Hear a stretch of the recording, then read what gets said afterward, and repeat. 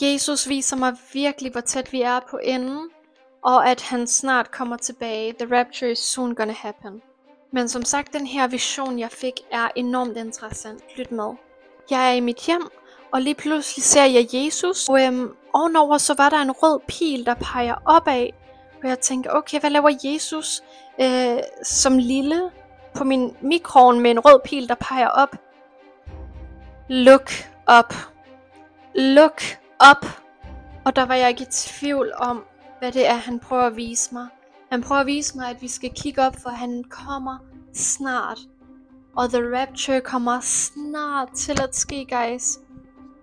Hvis I ikke har givet jeres liv til Jesus endnu, så gør det nu. Tro på, at han døde på korset og genopstod 3 dage efter.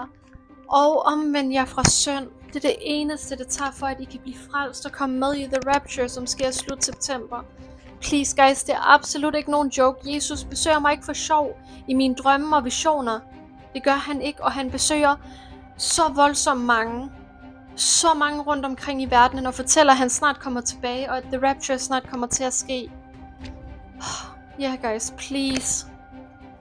Helvede er ikke noget sjovt at ende efter døden. Og I gider heller ikke at blive efterladt her på jorden, når the rapture kommer til at ske. Det kommer til at blive forfærdeligt. Antichrist, Mark of the Beast og så meget mere.